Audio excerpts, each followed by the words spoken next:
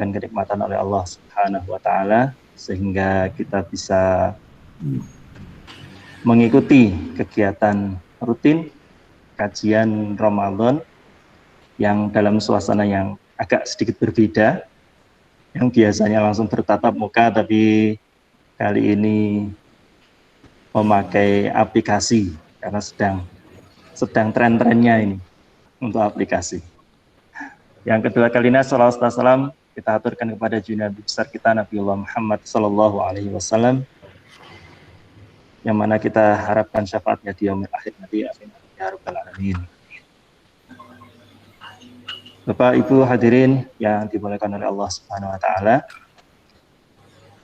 untuk sebelum nanti Pak Rosihan menyampaikan, kita mendengarkan terlebih dahulu sambutan dari Bapak Rektor, Pak Rusnoto, barangkali singkat untuk memberikan sambutan.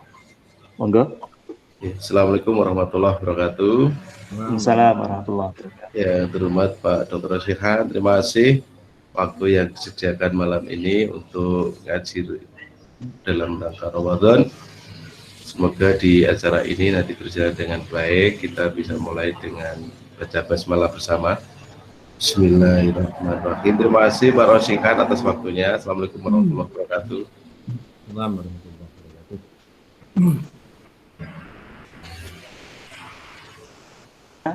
Untuk selanjutnya kami persilakan pada Dr. Kiai Haji Rosihan MAG untuk menyampaikan materi pada malam hari ini. Monggo Kiai. Assalamualaikum warahmatullahi wabarakatuh. Waalaikumsalam. Alhamdulillah rabbil alamin, hamdan katsiran thayyiban mubarakan fi ala kulli halin. Alhamdulillah. Asyhadu an la ilaha illallah al-barrul karim ar-raufur rahim. Asyhadu anna Muhammadan abduhu wa rasuluhu habibuhu wa khaliluhu al-hadi ila siratim mustaqim. Salawatullah wa salamu ala sayyidina wa kulli alin wa ala sayyidina sahabatin. Amma ba'd.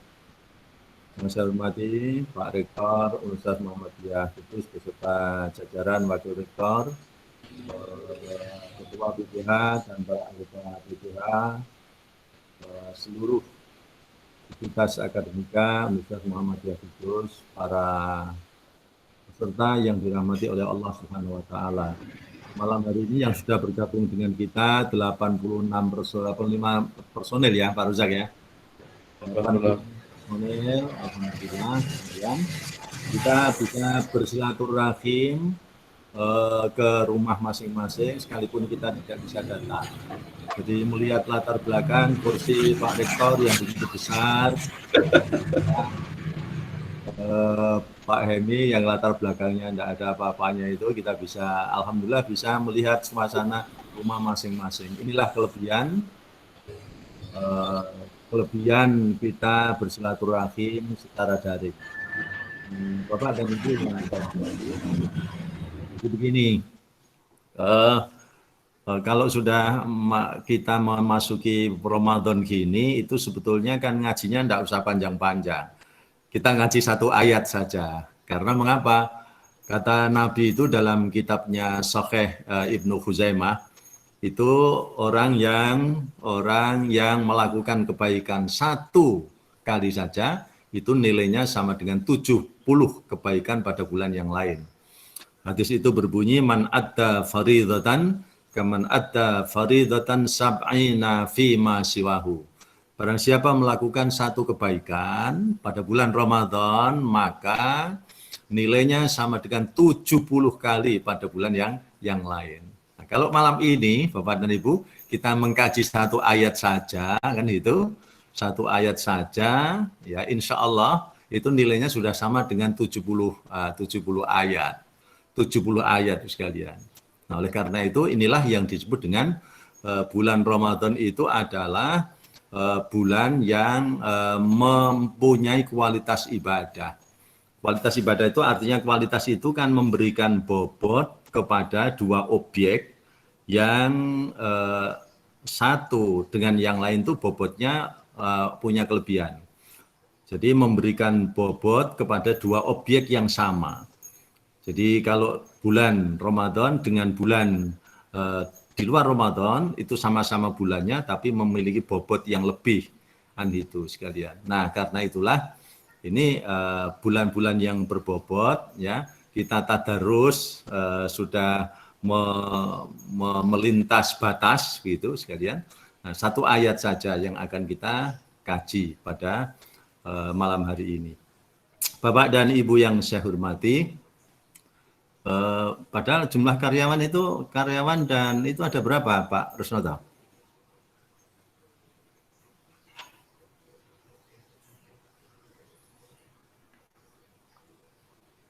Ada berapa? 132. 132. 30. Ini masih kurang 40 ini, baru 91 ini. Belum dapat sinyal kayaknya ini. Nanti kasihan kalau belum ketemu ini ya. Hendak memulai rahmat. Karena rahmat itu yang memberikan Allah. Kalau kita tidak menggapai, maka rahmat itu tidak akan landing di dalam hati kita masing-masing. Jadi seperti Wahsy itu kan seorang yang memang dosanya sudah tidak bisa dihitung dengan deret ukur, kan gitu.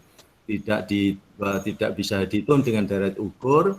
Ketika dia datang kepada Nabi, ya Rasulullah, dosa saya itu sudah sangat-sangat memenuhi sudut-sudut langit dan memenuhi perut bumi. Orang kok kayak begini?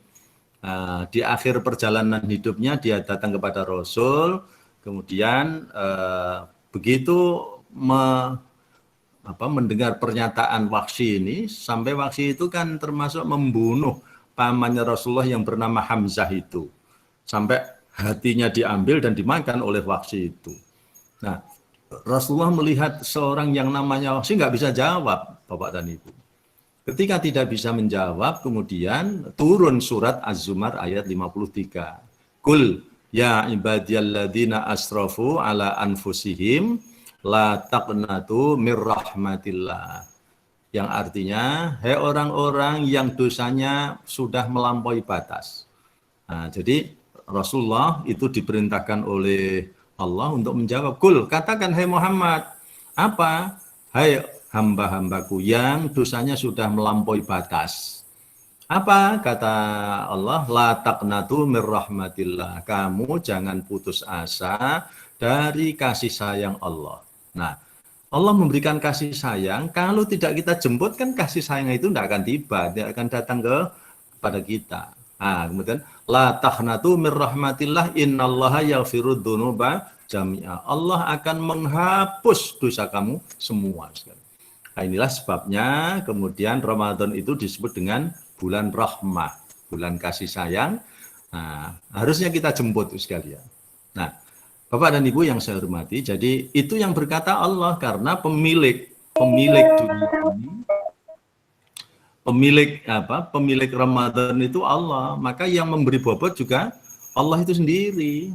Kita tidak boleh menilai, memberi bobot sendiri. Rujukannya harus Al-Quran dan As-Sunnah. Seperti halnya ketika kita silaturahim ke rumah Pak Rektor, kemudian Pak Rektor dan Bu Rektor mempersilahkan, Pak monggo silahkan Bapak duduk pada kursi yang telah disediakan.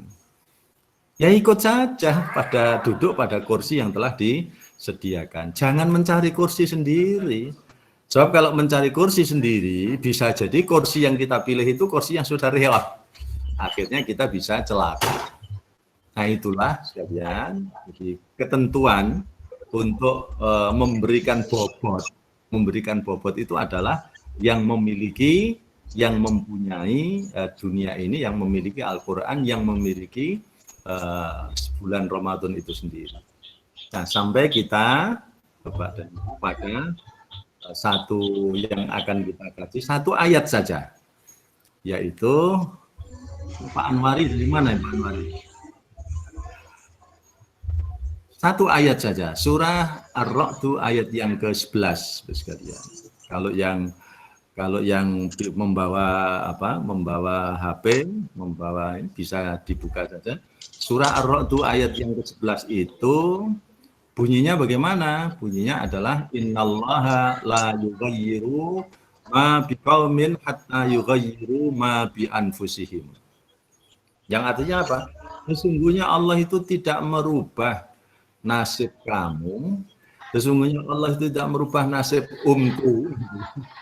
Sesungguhnya Allah itu tidak merubah nasib, ya, nasib Universitas Muhammadiyah Kudus itu kalau kamu tidak mau merubah cara berpikir kamu.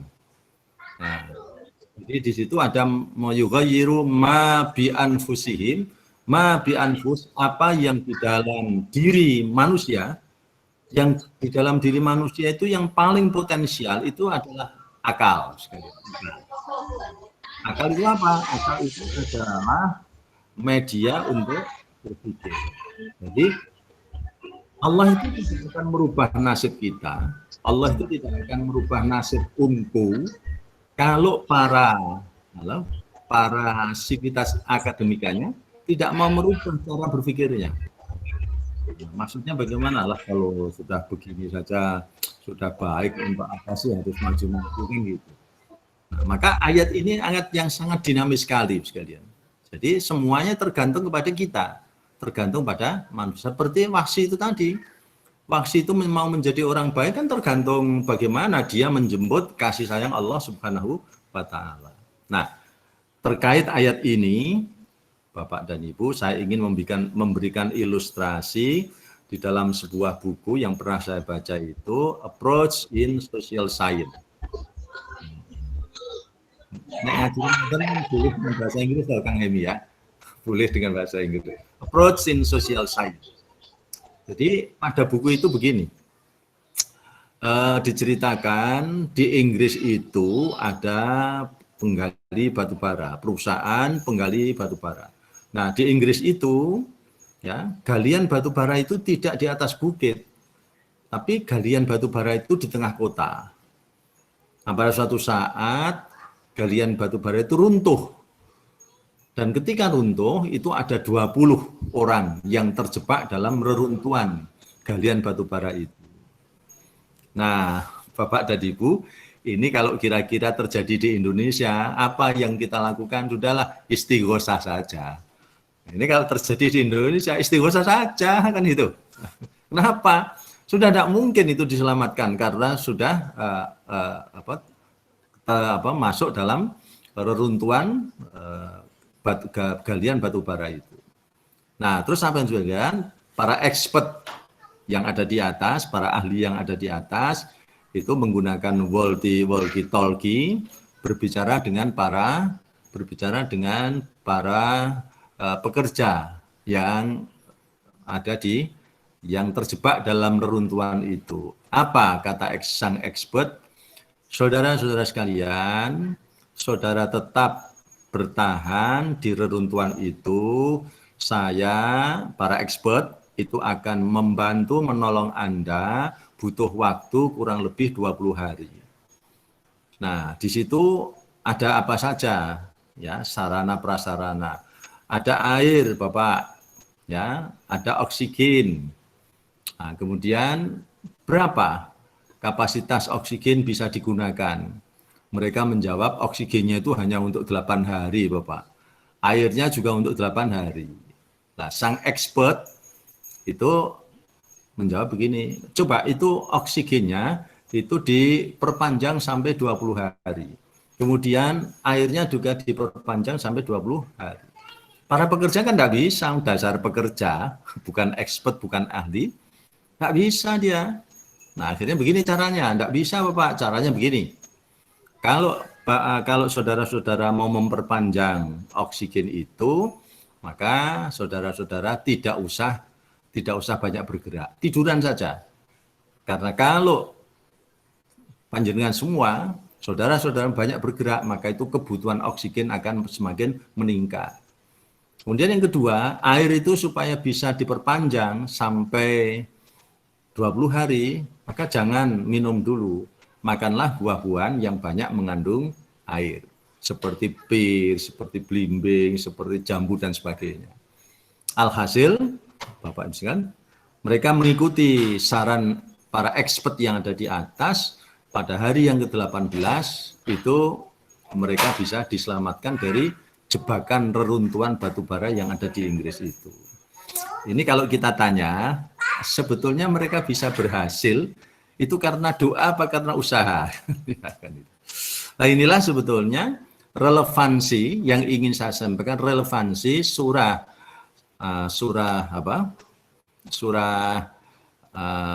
Ar-Ra'd ayat yang ke-11 tadi.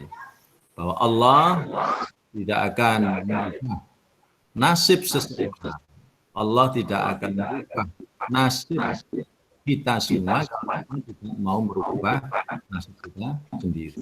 Tidak mau merubah jalan berpikir, cara berpikir kita masing-masing sekali. Karena itu yang terkait dengan perguruan tinggi kita, maka kalau kita mau merubah, ya mari kita mulai merubah cara berpikir kita. Bahwa kita sudah mulai merubah dari sekolah tinggi menjadi universitas. Yang kedua sekalian, Pak, bagaimana kalau orang yang beriman, apakah kita berdoa dulu apa bekerja dulu kan itu? Bekerja dulu atau berdoa dulu? Ya, kalau menurut ayat tadi kita kerja dulu. Setelah kerja kita baru tawakal, kita berdoa. Doa itu pun ya Bapak dan Ibu ada syarat bahwa untuk berdoa dikabulkannya doa ya. Kalau ingin dekat dengan Allah itu bukan memperbanyak puasa sunnah. Bukan memperbanyak puasa sunnah. Jadi kalau puasa Senin, Kamis, puasa puasa Bid, puasa putih itu tanggal 13, 14, 15. Dengan itu kita semakin dekat dengan Allah. Kata Nabi enggak begitu. Kata Nabi, kalau ingin dekat dengan Allah, Anda itu jadi orang yang lomo. Jadi orang yang lomo. Kang Rojak lomo tahu ya Kang Rojak? Kudusnya lomo apa? Wong Semarang ini brah-breh. Nyah-nyoh, Pak. Nyoh. Jadi orang nyah-nyoh itu berkah. Itu tambah dekat kepada Allah. Ada bukti hadisnya apa itu? As-sakhiyu qaribum minallah. Wong sing lomo kuwi cedhak karo Gusti Allah, kan gitu. As-sakhiyu qaribum minallah. Qaribum minannas, temannya banyak. Oh. Ya toh? Jadi rektor jajan orang jajan-jajan, lunga sedina orang jajan. Nah, esuk lunga ora usah lunga neh. Soalnya apa? Soalnya pahit sekalian kan itu. Ini lama-lama kalau jadi pejabat kemudian tidak lomo itu nanti besok alah bolak-balik nek lunga karo Pak Rus ya ora tahu mana. Wis ora usah mangkat, akhirnya enggak punya teman itu. Tapi kalau sekarang lapar makan, nanti makan. Akhirnya apa? Ya orang itu menjadi senang sekali. Karena apa? Lomo itu tadi. Nah, maka hadis Rasul tadi, riwayat Muslim, as-sakhiyu qaribun minallah, qaribun minan nas, qaribun minal jannah. Ya, dekat dengan surga. Ya. Kemudian orang yang pelit, al-bakhil, ba'idun minallah. Jauh dari surga. Jauh dari surga. Qaribun minan nar, dekat dengan neraka. Nah, terus apa? Ba'idun minan nar, enggak punya teman orang bakhil itu. Nah, dengan begitu sekalian yang terkait dengan mari kita rubah mindset kita. Bagaimana kita menjadi orang yang murah dalam waktu, murah dalam bersedekah, murah dalam tenaga. Kalau semua itu kita berikan untuk kepentingan orang lain, sampai-sampai sekalian pada surah Al-Munafikun itu ayat yang keberapa? Ayat yang ke-10 11 itu kan dikatakan ya wa anfiqu mimma razaqnakum min qabli ayyatiya ahadakumul maut. Berinfaklah kamu sebelum kematian itu menjemput kamu. Nah, kemudian apa? Fayaqula rabbi laula akhartani ila ajalin qarib. Orang-orang kalau sudah mati itu apa? Dia berkata fayaqula rabbi laula akhartani ila ajalin. Kalau saya itu umurnya ditambahi sebentar saja, fa as-saddaqa, saya akan bersedekah. Oh, itu sih.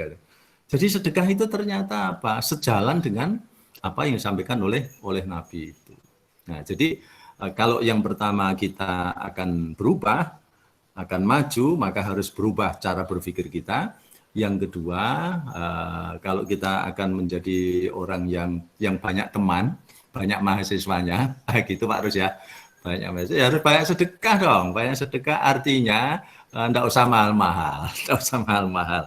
Jadi kalau apa yang wajar saja, kalau perlu malah, engko nek iso nggo mahasiswa siji pendaftarane 500 balik neng kue lah, kan akhirnya orang berlomba itu, pulang berlomba itu. Seperti apa? Seperti SMK Muhammadiyah Boyolali itu dulu sampai muridnya 1.600 itu kan karena begitu. Jadi ini jangan dianggap sepele. Ini adalah bentuk sedekah ya kepada orang yang sehingga orang itu senang kepada kita, temannya banyak, muridnya banyak, mahasiswa banyak sekalian. Kemudian yang ketiga, Bapak dan Ibu, itu untuk terkabulnya doa kita harus mempunyai investasi amal soleh. Dalam hadis riwayat Muslim juga itu dikatakan ada 3 orang yang zaman Bani Israel dikatakan oleh Nabi itu melakukan perjalanan malam, kemudian mereka tersesat dan masuk ke dalam gua. Ketika berlindung bermalam dalam gua, tahu-tahu ada batu yang turun dari atas gunung dan menutup pintu gua. Ya, fanhataratis sakhra, ya, minal jabali fasaddat alaihimul ghar. Ya, batu turun dari bukit kemudian menutup pintu gua. Terus bagaimana sekalian? Di situ dikatakan, ayo kita tidak bisa keluar kalau masing-masing tidak mempunyai amal soleh yang bisa digunakan untuk mendorong doa kita itu dikabulkan oleh Allah Subhanahu wa Ta'ala. Nah, masing-masing kamu ingat-ingat punya amal soleh apa? Kamu punya investasi amal soleh apa? Nah, orang yang pertama itu adalah saya punya investasi amal soleh, saya itu selalu memperhatikan kepentingan kedua orang tua saya. Saya tidak pernah makan itu mendahului orang tua saya.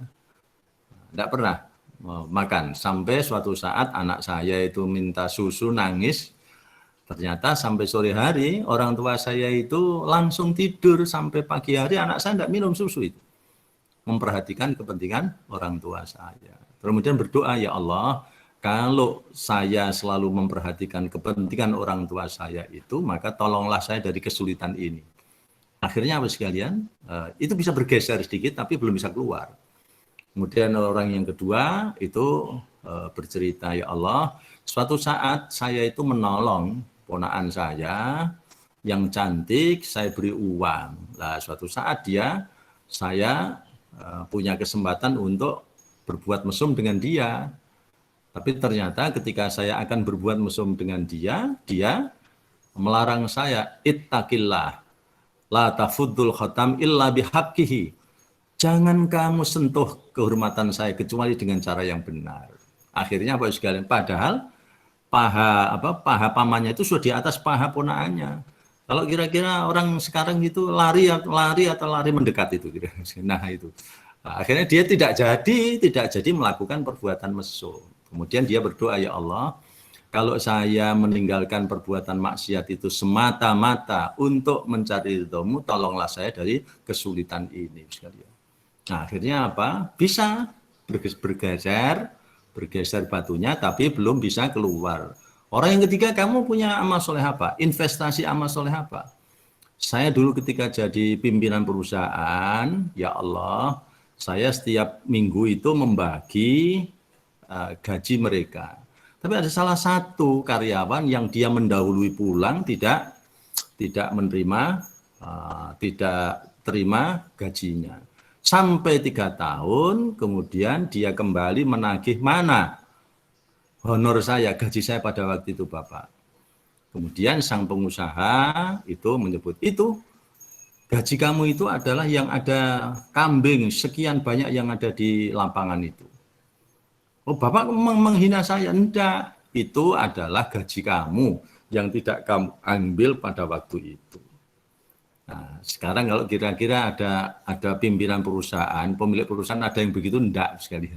Ya salahmu dhewe, wong dhisik ono bagi gaji kok tinggal lunga ora ono nyimpen bayarmu kan gitu. Nah, ini sekalian terus akhirnya berdoa dengan itu, ya Allah, saya ini tidak pernah makan uang haram, maka tolonglah saya dari kesulitan ini. Akhirnya sekalian batu itu bisa terbuka dan orangnya bisa selamat. Ini sekalian itu pernah ya. Tahun 2016 ada seorang yang saya bimbing umroh, itu terjebak dia dalam kamar karena dia tinggal oleh teman-temannya, listriknya mati karena kuncinya di bawah, kemudian AC mati, kemudian dia bangun. Ketika terbangun tidak bisa keluar. Tidak bisa keluar, mau melompat lewat jendela, jendelanya juga terkunci, tidak bisa, telepon saya. Pak Rosian, saya ini bagaimana? Tidak bisa keluar. Padahal hotelnya berbeda. Kemudian dia bilang, Pak Rosian, saya tolong ini diberi nasihat apa? Nah, saya sampaikan, Bu, ini kebetulan itu saudaranya Pak Tafsir itu ya. Nah, yang bimbing saya umroh itu ketika di Yerusalem itu. Kemudian Bu, panjenengan minta kepada Allah dengan mengingat-ingat punya investasi amal soleh apa. Kemudian dia berdoa sambil menangis menghadap kiblat sekalian. Nah, dia ingat bahwa saya dulu pernah menolong seseorang yang saya carikan pekerjaan dan ketika memberi uang saya sejumlah uang, saya tidak mau terima itu. Saya kembalikan dan akhirnya dia menjadi pekerja yang baik. Ya Allah, kalau itu menjadi amal soleh yang Engkau ridhoi, tolonglah saya dari kesulitan saya. Bapak dan Ibu, akhirnya apa? Pintu itu terbuka sendiri, ke pintu hotel itu, pintu kamar hotel itu. Kemudian dia bisa keluar lari masih dengan pakai celana pendek itu, seorang perempuan itu sekali. Ini kejadian betul itu, kejadian betul ya. Dalam keadaan yang sangat sulit itu orang berdoa akan dikabulkan oleh Allah, tapi kalau dengan mempunyai investasi amal soleh. Nah, jadi Bapak dan Ibu, kajian kita pada malam hari ini kembali terfokus pada satu ayat tadi, surah Ar-Ra'd ayat yang ke-11, bahwa Universitas Muhammadiyah Kudus akan berubah menjadi perguruan tinggi terkemuka, perguruan terdepan, kalau kita, para sivitas akademikanya, itu mau merubah cara berpikir kita. Tentu diawali dengan dibarengi dengan doa. Nah, doa kita itu jelas bahwa untuk terkabulnya doa kita diingatkan oleh Rasul, mari berbuat baik dan meninggalkan perbuatan yang tercela. Karena sekalian, umku ini adalah amanah dari Allah Subhanahu wa taala yang harus kita pelihara supaya memberikan manfaat pada orang lain. Bapak dan Ibu yang saya hormati, ini sudah 30 menit ya. Jadi setengah SKS saya kira cukup lah ya, setengah SKS. Dan mari kita pertajam dengan tanya jawab barangkali. Kalau ada yang bertanya, dipersilahkan Kang Rozak. Baik, terima kasih Kiai atas apa yang sudah disampaikan tadi, materi pengantar bagi kita semua. Monggo Bapak Ibu, barangkali ada yang ingin ditanyakan. Tadi kalau tidak salah ada Pak Tri, monggo. Tadi Ketua BPH mau bergabung, belum bisa ya? Oh, nggih, Pak Sajat. Sanjang itu sakit. Mana? Tadi sudah mau gabung, nggak bisa tadi. Tadi sudah masuk, Pak. Ya. Oh, sudah masuk. Sudah masuk, Pak tapi Tri keluar lagi kok, enggak keluar tadi. Oh. Kado sepuh. Tua saya kok, ini kan ada peserta sudah 104 ini, 106. HP-nya yang sepuh. 106 peserta, jadi masih kurang 24 ya. Belum bergabung. Silakan, itu ada Dwi Astuti itu ya. Ya, Pak Tri bertanya, Kiai, terkait kunci utama supaya doa dikabulkan. Dan kunci utama keikhlasan atau kita sedekah apa, kan? Ya. Karena ikhlas itu gampang diucap, tapi ternyata di dalamnya kan juga kita tidak mengetahuinya. Ngeten pertanyaannya. Jadi ini memang itu yang namanya ikhlas itu kan sesuatu yang nilainya tinggi dalam beragama. Niat itu kan menempati urutan pertama di dalam kitab-kitab fikih. Nah, maka ada innamal a'malu binniyat. Jadi niat itu kan yang membedakan apakah itu ibadah atau bukan ibadah. Jadi orang mau ambil cuci muka, cuci tangan, itu wudhu atau hanya cuci tangan, cuci muka. Terus bagaimana? Ikhlas itu kan sebetulnya kalau makna yang lebih modern itu ikhlas itu kan profesional. Artinya bagaimana? Kalau umpamanya kita seorang dosen jam masuknya jam 7, itu dikatakan tulus, itu kalau masuknya malah sebelum jam 7 itu tulus, itu profesional kan gitu. Karena apa? Dia tidak mengharap apa-apa. Saya betul-betul melakukan sesuatu secara profesional. Jadi ikhlas itu sebetulnya dimaknai dari melihat satu keping mata uang yang nilainya sama. Dari sisi sebelah, jadi kalau satu keping uang itu 100 rupiah, dari sisi sebelah kiri itu juga 100 rupiah, dari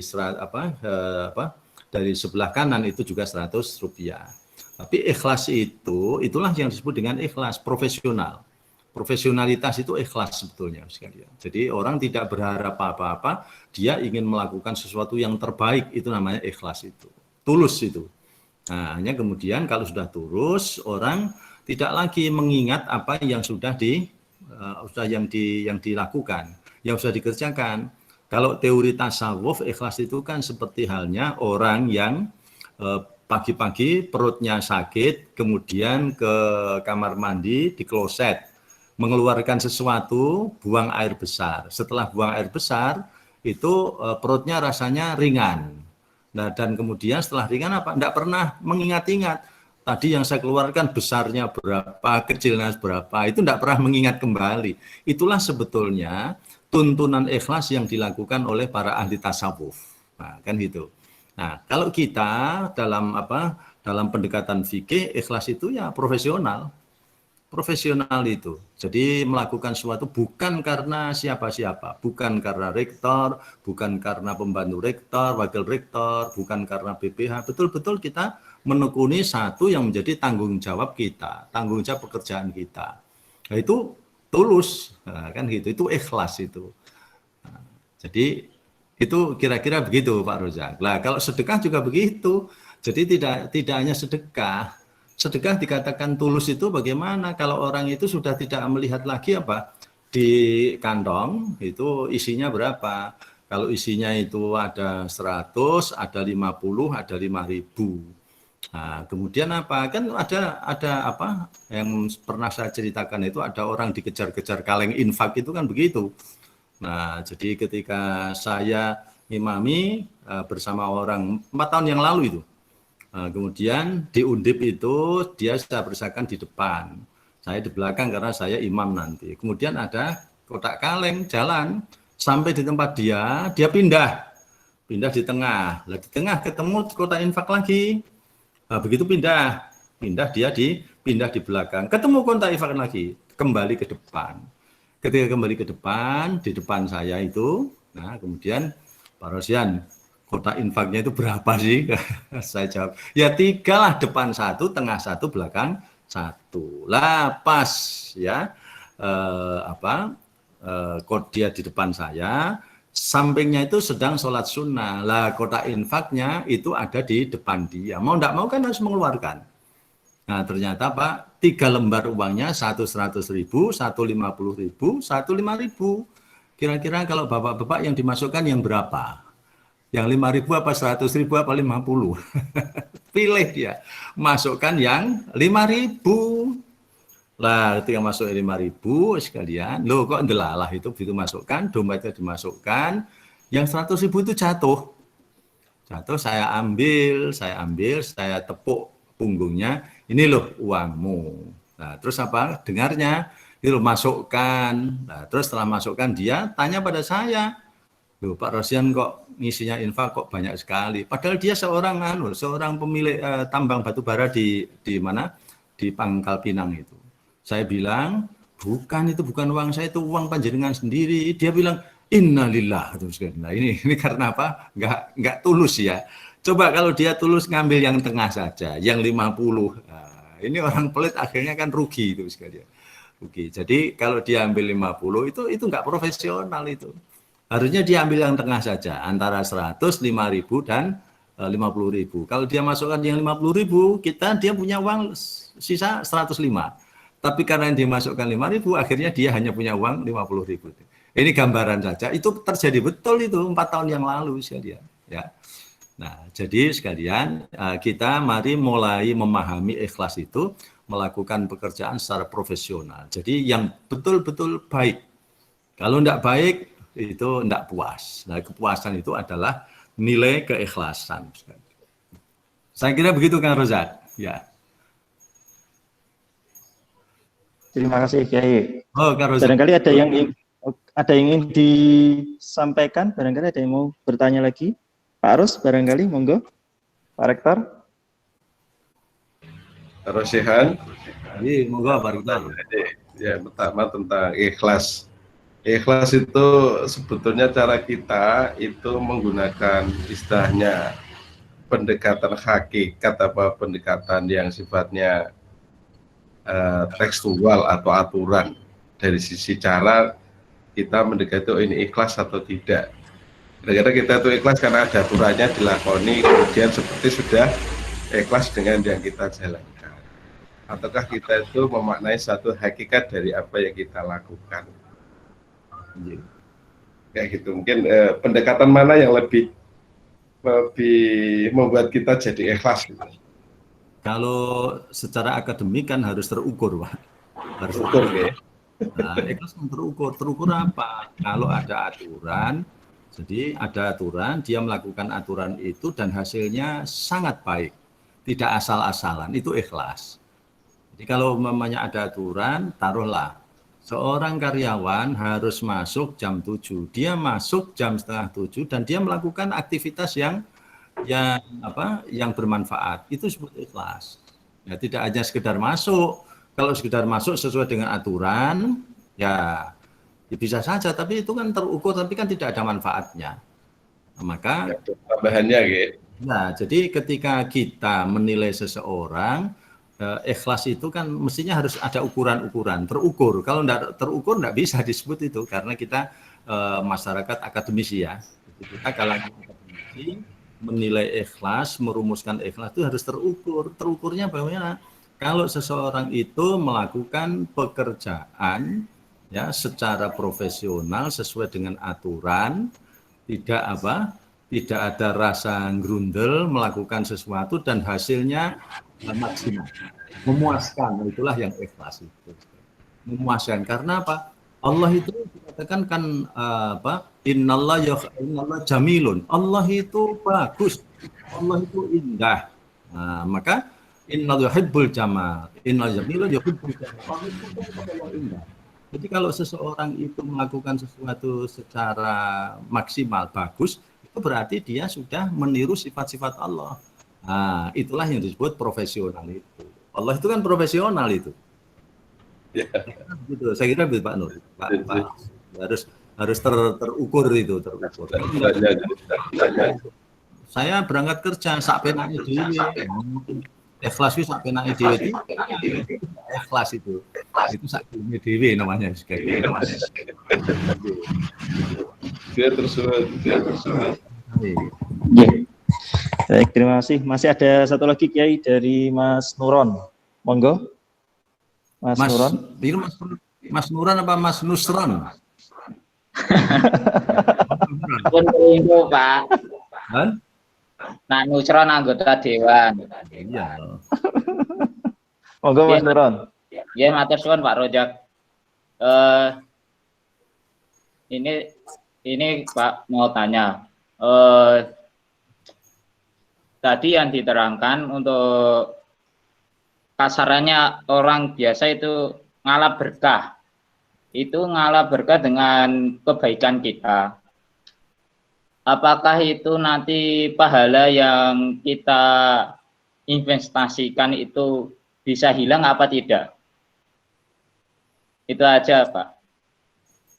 Jadi Kalau menurut Al-Quran itu kebaikan itu bukan untuk orang lain. Kebaikan itu akan kembali kepada diri kita sendiri. Itu pada surah Al-Isra ayat yang ke-7. In ahsantum li anfusikum wa in asatum falaha. Kalau kamu melakukan kebaikan, kebaikan itu akan kembali kepada dirimu sendiri. Wa in asatum falaha. Kalau kamu berbuat tidak baik, berbuat jahat, itu juga kembali kepada dirimu sendiri. Nah, yang namanya barokah itu apa? Barokah atau berkah. Berkah orang Jawa ya. Kalau barokah itu al barokatu ai azyadah wal manfaah. Azyadah was sa'adah. Berkah itu adalah tambahnya kebahagiaan, tambahnya kenikmatan gitu. Jadi kita sedekah itu dikatakan berkah karena apa? Harta yang kita miliki, kekayaan yang kita miliki itu tidak kita menikmati sendiri. Ada orang lain yang ikut mengambil manfaat dari milik kita, harta kita. Itu namanya berkah. Jadi dikatakan keberkahan itu ketika seseorang mempunyai sesuatu tidak dinikmati sendiri. Pak Nusron punya waktu subuh sampai jam 8. Nah, waktunya tidak dinikmati sendiri. Nah, ke kantor lebih gasik. Nah, ini kan artinya Pak Nuron itu waktunya berkah. Nah, karena waktu yang sedikit itu memberi manfaat kepada orang banyak sekali. Nah, jadi itulah yang disebut berkah. Maka karena berkah itulah kemudian tadi karena dia melakukan kebaikan, keberkahannya itu tidak akan hilang. Tidak akan hilang, kembali kepada dirinya sendiri. Maka itu menjadi investasi kan gitu, menjadi investasi. Apakah keberkahan ketika seseorang memberikan perhatian pada orang tua, apakah keberkahan tidak melakukan maksiat? Jadi melakukan maksiat ini kan kadang-kadang seolah-olah kita merasa benar sendiri, padahal sesungguhnya itu maksiat kan gitu. Perbuatan tidak baik kalau dilakukan berulang-ulang itu nanti seolah-olah menjadi kebiasaan, maka perbuatan yang tidak baik itu menjadi baik karena biasa. Saya kira begitu Pak Nuron ya. Jadi begitu Pak Nuron. Jadi berkah itu artinya azyadah wasyadah azyadah wal azyadah. Tambah senang, tambah bahagia, tambah manfaat. Yang kita miliki itu ada orang lain yang ikut menikmati. Saya kira begitu Kang Reza. Baik. Monggo barangkali ada yang mau bertanya lagi Bapak Ibu. Waktu masih 3 menit. Oh, masih 3 menit ya. Saya kira sudah habis. Iya, barangkali. Masih 3 menit. Silakan yang mau tajam. Bapak Kang Ibu, Hemi hilang. Ada? Pak Hemi barangkali monggo.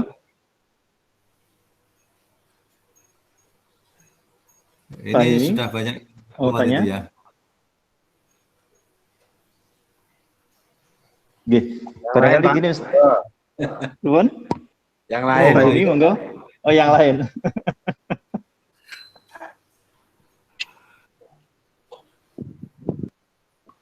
Oke. Barangkali kalau tidak ada yang bertanya, mungkin sebelum closing statement, Kiai, bagaimana cara kita untuk bersama-sama untuk membangun Universitas Muhammadiyah Kudus ini, sehingga kita memiliki rasa kepemilikan yang sama terkait Universitas Muhammadiyah Kudus ini. Untuk Kiai, barangkali ada tambahan. Teman-teman seluruh sivitas akademika di Universitas Muhammadiyah Kudus merasa hampir beni memiliki bahwa ini adalah amanah, bukan tanggung jawab rektor, bukan tanggung jawab wakil rektor, tapi ini adalah tanggung jawab kita semua. Jadi kalau salah satu di antara kita itu ada yang berniat untuk ya menghalang-halangi kemajuan atau bahkan kalau menghalangi enggak ya, tapi males-malesan gitu untuk ikut memajukan UNKU, maka ini sebenarnya dosa multi marketing yang perlu dicatat. Sampai punya punya angen-angen yang tidak baik, ya, niatan yang tidak baik, kan itu. Karena apa? Besok di akhirat itu kata Nabi, innama yub'asun nasu ala niyatihim. Manusia itu besok pada hari kiamat itu dibangkitkan karena niatnya. Saya tertawa dengan Kang Rozak, gitu. Itu sebetulnya yang tahu kan saya dengan Gusti Allah. Mungkin orang lain akan menilai, wah Pak Rosyan itu menghormati Kang Rozak. Padahal saya ngenyek Kang Rozak, kan gitu ya. Itu kan begitu. Jadi sebetulnya jangan sampai ada niatan yang tidak baik ya ketika kita berada di perguruan tinggi kita Universitas Muhammadiyah Kudus. Sebab ketika ada niat yang tidak baik, besok di akhirat itu ya sesuai hadis Nabi, innama yub'asun nasu ala niyatihim. Manusia itu besok dibangkitkan oleh Allah karena niatnya. Kelihatannya bagus, tapi di belakang itu mempunyai suasana yang berbeda, suasana batin yang berbeda. Oleh karena itu jangan sampai kita ini mengumpulkan dosa. Jadi dosa kecil itu kalau dikumpulkan nanti jadi besar. Nah, artinya uang recehan itu 5 rupiahan itu kalau satu black kerupuk kan jadinya tambah berat kalau dibawa itu. Maka kita waspada, mari kita bersama-sama bahwa umku yang ada di Kudus ini adalah tanggung jawab kita bersama. Dan kebaikan itu nanti juga akan kembali kepada diri kita masing-masing. Saya kira begitu Kang Rozak. Ya, baik. Terima kasih Kiai. Barangkali terakhir kami mohon barokah doanya Kiai pada Universitas Muhammadiyah Kudus. Monggo. Mari kita berdoa bersama-sama dan agar lebih khusyuk kita awali dengan membaca suratul Fatihah. Ibtigha'an limadzatillah al-Fatihah. A'udzubillahi minasyaitonirrajim. Bismillahirrahmanirrahim. Alhamdulillahirabbil alamin arrahmanir rahim maliki yaumiddin. Iyyaka na'budu wa iyyaka nasta'in ihdinas siratal mustaqim. Siratal ladzina an'amta 'alaihim ghairil maghdubi 'alaihim waladdallin. Amin. Bismillahirrahmanirrahim. Alhamdulillah ya man ilaihi bijudihi natawassalu wa 'alaihi fi kullil umuri na'ulu. Nad'uka rabbi tadarruan wa tadhallulan.